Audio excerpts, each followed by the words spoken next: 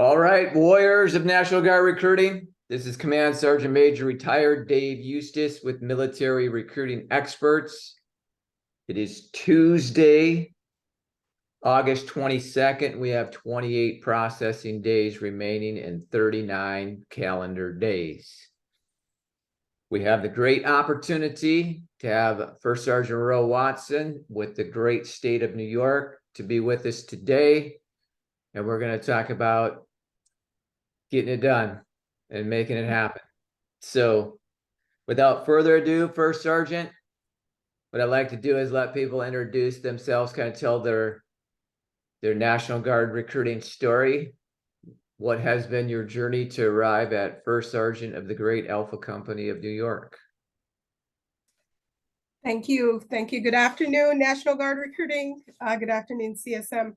Well, my journey started 1997. If you hear an accent, that's because I migrated here from my birthplace, Kingston, Jamaica, in 1997.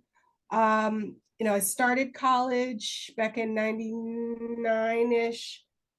Met a recruiter in John Jay College around 2000, and I enlisted in the 719 Transportation Company National Guard unit in Harlem, New York in February 11, 2000.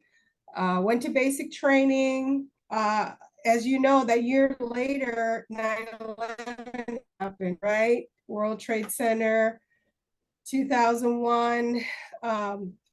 What do you know? I signed up for transportation. So by 2003, my unit got their alert orders for Iraq. I did a tour there in Kuwait and Iraq for 1 year. But prior to that, in 2002, I started off as the AMED technician in the Recruiting and Retention Battalion. So I was the AMED technician prior to the deployment. When I came back from the deployment, I decided to apply for an AGR recruiting position. And that's when I started being a street recruiter. June, I finished school SQI4 September of 04. So street recruiter for 15 years, section chief for 3.5 years, and now going on 2 years, company first sergeant for Alpha Assassins, the #1 recruiting company in the country. So awesome. That's quite a run in recruiting. That's around 21 years in the recruiting battalion in some way or another. And you've been wildly successful over that period of time. So just a couple things that I would be curious about, like what would you attribute your personal success to and your team's success, the teams that you've led?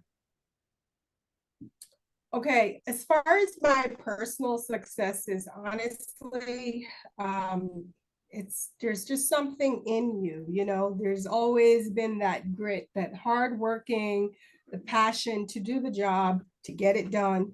And I got to tell you, and I have to be completely transparent, I never started off as a rock star recruiter. I started building myself from the bottom up.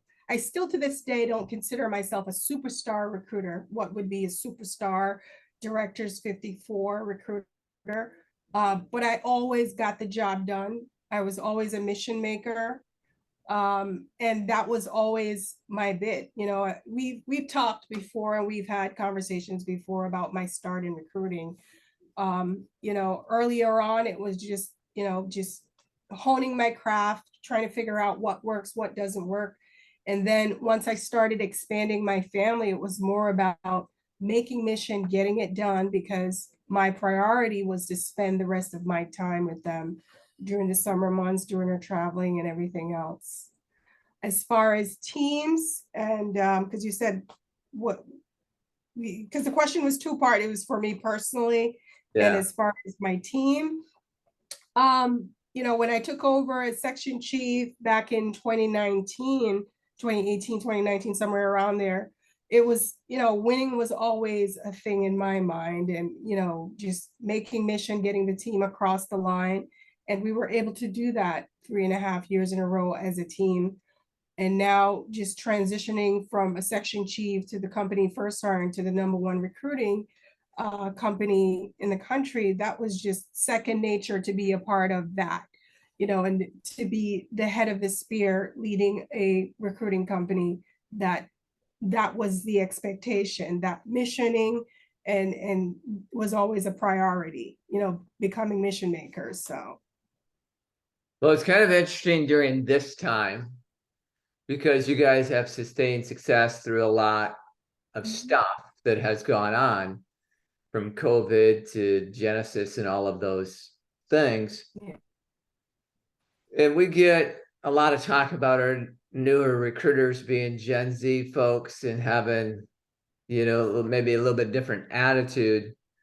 So I'm kind of curious if, do you view it as a challenge to have that high demand on your soldiers with this generation of recruiters? It's funny you say that, because I think one of the things that has attributed to our success is the the hiring boards and the talent that we are bringing on in our company. These gals and guys, they know that they're coming into a team, that missioning is a must. And I think we're doing the very best we can to hire the right talent. We talk about the focus on recruiting the recruiter, and we're not just grabbing up, anybody off the street. The people that we're hiring, that's becoming members of this team, are people that are hungry for this job, that want to do this job. And regardless if they have a Gen Z mentality, they're finding ways to be successful. I'm talking about, we're hiring people, within 4 months, they're recruiting 12 people off the street, like not even SQI 4, just people that are coming in here, wanting to do the job, wanting to be members of this team, because they know that the expectation is, you're going to have to show us the money. So Well, I think there's a great lesson the leaders can learn out there too. If you have a high expectation and don't just hire anybody, you mentioned about being transparent. Well, I imagine it comes up in the board that this is a world-class team and we expect everybody to bring it and make mission and carry your own rock and all of those things, that you can hire the right person, not just any person. yes. Yeah, so I think that's just a great takeaway for leaders listening. Like, well, I wouldn't find anybody, might be what they thought. So you probably find yourself saying no to some people. To put it in perspective, CSM, over the last 6 months, we've interviewed, no lie, at least, I'm going to say 30 people. We interview a lot of people. In comparison to the other companies, we interview a lot of people, and I got to tell you, we have some pretty high standards. And like you said, we're very transparent, and section chiefs are asking, applicant, like, why should you be a member of our team? What's different about you? And that is, some people we're interviewing three times, so you really have to bring it, and there has to be something that stands out about you, for us to say, yes, I think you're going to be a good fit, a good member of this team. You heard me talk about the recruiter that we hired, and within 4 months, he enlisted 12 people. There was just, some people, they just have this positive aura about them, and that they're going to come and do this job and they're going to be successful. And he just happened to be one of those. He talked about the story of him preparing to come for the hiring board, and he told the barber in the barber chair that was doing his haircut, like, oh yeah, I'm a recruiter with the National Guard. And before he even got the job, he was selling the guard and telling him that he's a recruiter of the National Guard. And these are the people that are going to be successful, people that have the confidence, have the passion, and just they radiate positivity. People are Yeah. going to gravitate to that. Yeah, I think that's awesome. Because this is a great job and it is a great opportunity. but not everybody can do it. That's just Mhm. the truth of the world that we live in. Mhm. I'm curious about just over the course of your career, dealing with these challenges that have been around, each increment of the challenges, it seems like, it gets a little bit tougher process-wise every year to get people in. So what are some things that you've done to deal with these changes?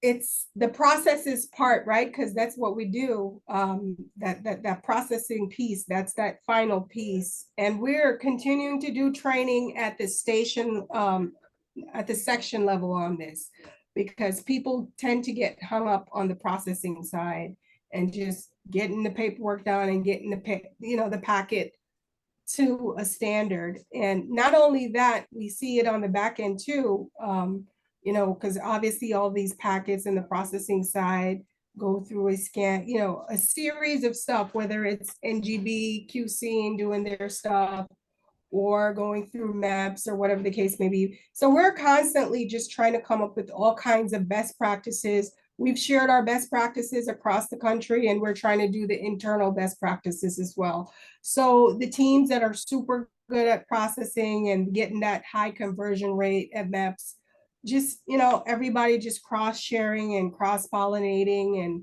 and trying to become the best team overall, because every team has that one quality or that one thing that they're good at.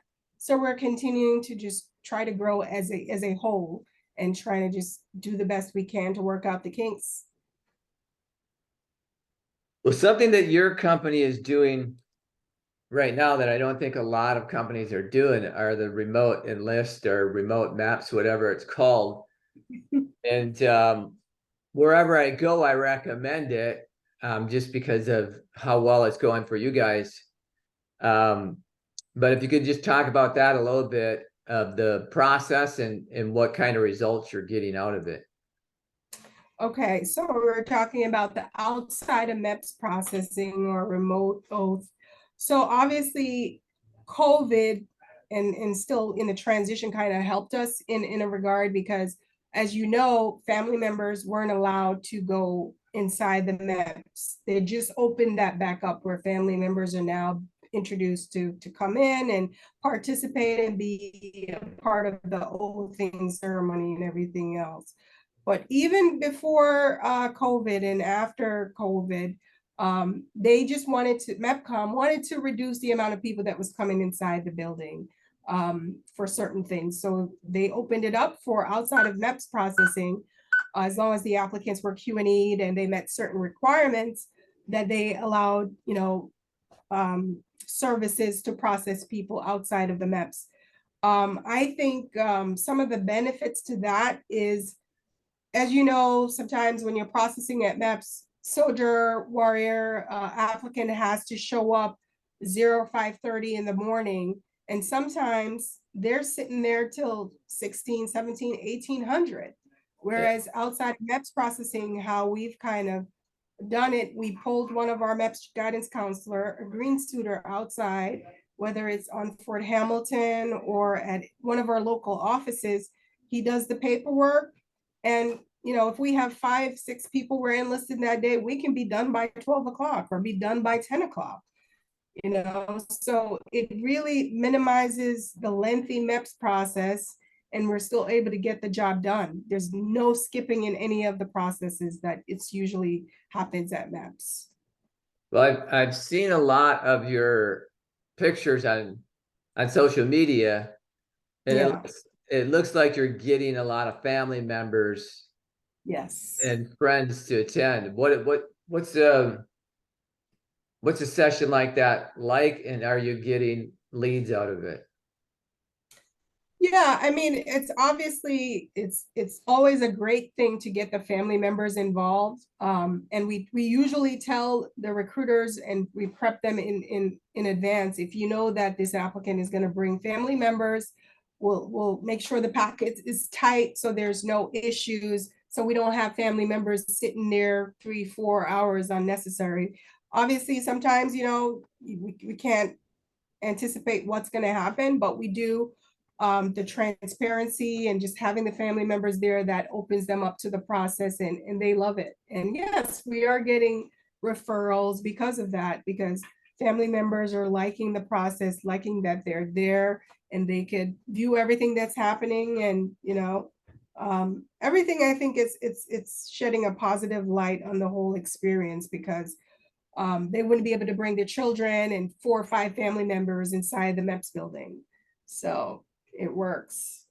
Yeah, I think that it's impossible to not get chicken skin when you're in that, when someone's putting their hand up and making a commitment to their country and their state and their community. Yeah. And some of those applicants that might be on the fence, if they saw that, would be a little bit more chips in, I think. So that's a really good thing. I don't think it's widespread, but folks should be calling you guys to try to figure that out. So I don't want to say that you're old, but your time in recruiting is older, right? And you don't look it. That's what I'll say. Thank you. So 21 years in the recruiting battalion. What are some things that you've learned over the period of time that you wish you would have known when you were just starting out recruiting? Very good question. And I actually thought about it. Like, okay, what would be some tidbits that I'd be able to tell people if you were to ask me this question?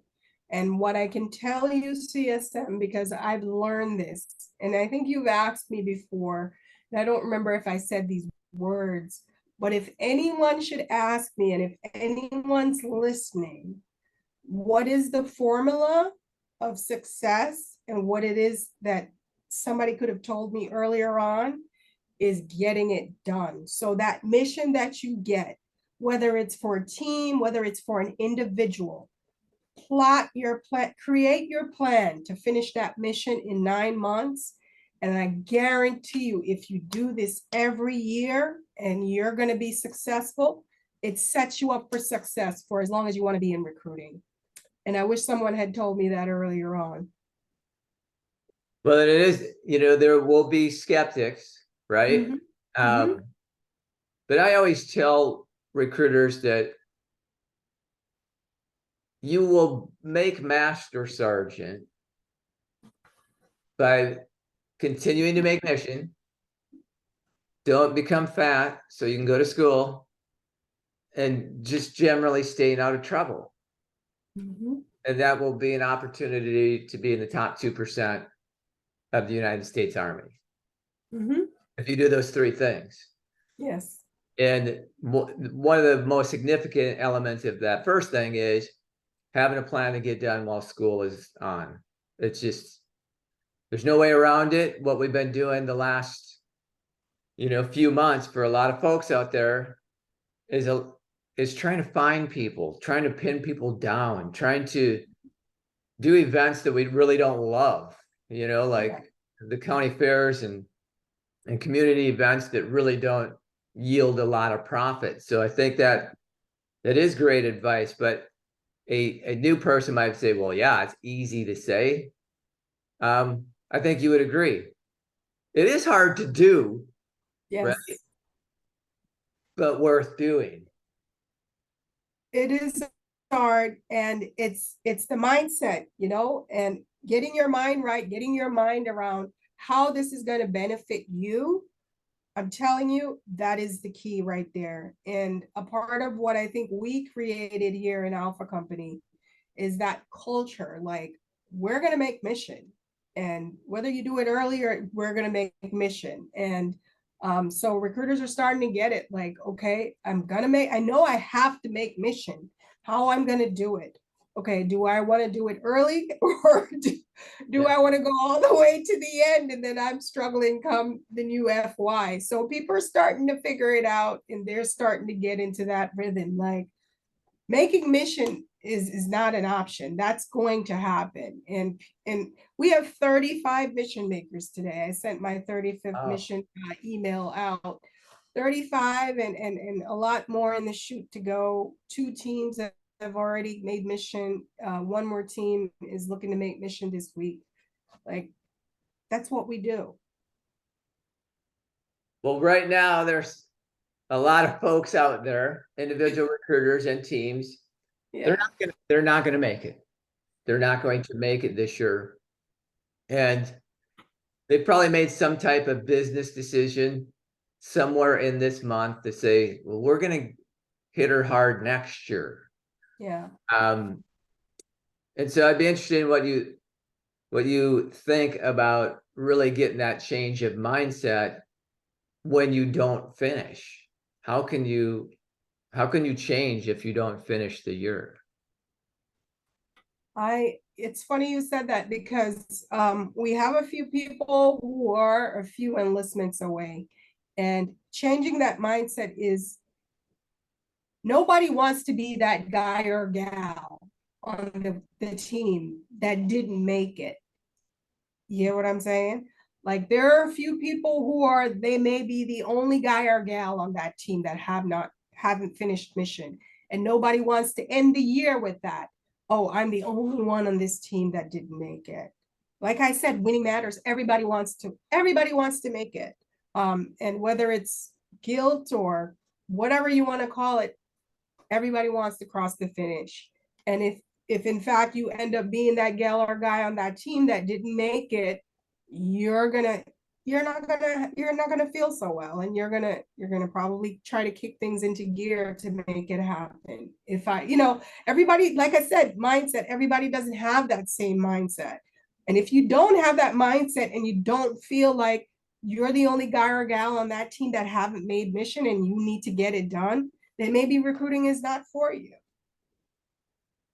Well, and it also comes up this time of year where the command might be done with their mission, right? And we have teams and individuals say, well, why would I have to make it? Because the commander got them, especially for recruiters. It's very, very dangerous. I'm glad you brought that up, CSM, because as a company, we already made our mission. And we have people that are grinding away right now as we speak, because guess what? It's the mindset. They want to make their mission. They don't want to be the only guy or gal on their team that did not make it. And for the recruiters that are saying, oh, my team made their mission or my company made their mission, why should I make my mission? You should be ashamed of yourself, because you got paid to do your job and you need to deliver. And it will become a habit. Yeah. Winning's a habit. Mm-hmm. Also, losing's a habit. And Yeah. it's a habit we cannot tolerate in this organization. We keep score. We keep score every day. We keep score every month. We keep score every year. And so that's just a dangerous path to go down. Yeah. And I don't know, I think you would endorse this, but from the leader perspective, that it might be uncomfortable to ask because you've been taken care of and the company's been taken care of and maybe the battalion's been taken care of, but we have to ask. We have to demand it. Yeah. All right, well, we're kind of running out of time, but I have like 3 categories of people that I think could benefit from just hearing some advice from you. First, the individuals that just got a few contracts to go right now. What would you say to them to get them through the next 39 days to be in the fight and make it happen? Check your funnels. If you don't have people in your funnels, you have to get out there. You have to talk to more people. You've heard this before. I'm not the only person that has told you this. Your section chief, your first sergeant, you have to get out there, whatever it takes, whether it's email blasts, hitting the streets, hitting the subways. If you're not in a metro area, get out to the grocery stores. You have to talk to people and let people know who you are. That's the only way you're going to get your numbers up and get people to find interest in the garden, interest in what it is that you're selling. That's it. And then I would also ask about what you would say to leaders, the leaders that are saying, well, this is much more difficult now than when I was a recruiter. So I have some discomfort making that demand. I talked about this during our last interview, and it's that buy-in piece. It's big. Leaders have to take onus of that mission and getting that from their teams. Buy-in is important. And regardless of what it is, just know that you signed for that number and you will have to deliver. And whatever it takes for you to get your team. I said this before, sometimes people are going to get uncomfortable because as leaders, we put people in uncomfortable situations. It doesn't mean that we don't like them. We have a job to do. We have a mission to deliver, and whatever it takes. Sometimes you push people to their true potential and they figure it out at some point in time that, you know what, thank you. I appreciate it. I didn't appreciate it back then, but I appreciate it now. Yeah, there's no doubt. Like it might be 10 years from now, but it will be someday. Well, and then the last group, and then we'll wrap it up. But you get a lot of high performers on your team, and Yes. and a lot of companies don't have as many. But the conversations that we need to have with those high performers as we're ramping up for this year is, that was awesome, but we got this other mission coming. And what's something that you can say to those individuals about that, about being in a recruiting organization, you're doing well, but you're asked to continue to do well? And this is a very, very difficult one for me because talking about how do you take care of your superstars, right? A Monday Morning Leadership talks about this. You have to take care of your superstars and whatever it is that you could do for your team, whether it's your individual team or the soldiers within your formations.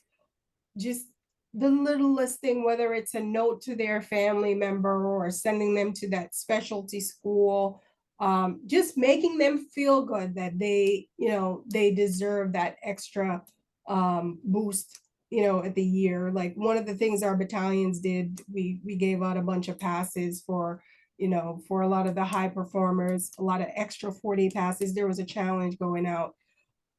People appreciate more time, extra time with their families, recognition, just the constant positive reinforcement and just thanking people and appreciating it, appreciating everything that they do. I couldn't be here having this interview without this wonderful team, all my section chiefs, all the wonderful soldiers in Alpha Company, just everybody just going above and beyond. All right. Well, I really appreciate you doing this. Mhm. Your team and your company has just set the example nationwide of having that high level performance. I didn't mention this when I asked you to do this interview, but we're only doing we're in the last handful of these Training Tuesday podcasts. So we're shutting her down, and the last 10 or so are just people that I think are really important to recruiting and have a lot to say to recruiters. So you're one of those people. And well, I feel honored. Thank you for the honor. Thank you, CSM. well, I have this expectation. It's not for the benefit of everybody else, but I'll say this to you, is that during the times we have going on right now, first sergeants and master sergeants with over 20 years look at what is available to them in terms of retirement and maybe some Veterans Affairs benefits, and they leave, and they have every right to, because they can retire whenever. But I would just say it would be a benefit of the Guard if you did not leave, because some of the high performing leaders have to stay, because we need sergeants major, we need command sergeants major, and a lot of your peers are getting out, and I think you're one of the ones that should stay. So, oh, are you psychic, sis? Oh, my goodness. Thank you for that. I appreciate it. And before I leave, I have to shout out all my teams, all my section chiefs, Master Molina, Master Murray, Master Hernandez, Master Sabater, Master Ticciarello, our company commander, Major Teleska, CSM Abate, Colonel Heimroth. We couldn't have done this without the support of the entire team, our op staff, Sergeant Major Richardson, the whole nine. Well, awesome. Well, I appreciate you doing this. I can't, CSM, I cannot end this conversation without thanking MEPS, and especially when we're talking about remote oats. So thank you, MEPS. Thank you, Sergeant Pagan, Sergeant Toribio, the whole MEPS crew, Mr. Ramos, and Ms. Sam. Awesome deal. Well, anybody out there listening, if you're not knowing how to get it done, get a hold of New York and they will help you out. And I know a lot of you have, but Yes. keep on doing what you're doing. And I hope you do it for some years to come. Thank you, CSM. All right. You have a good one. You too.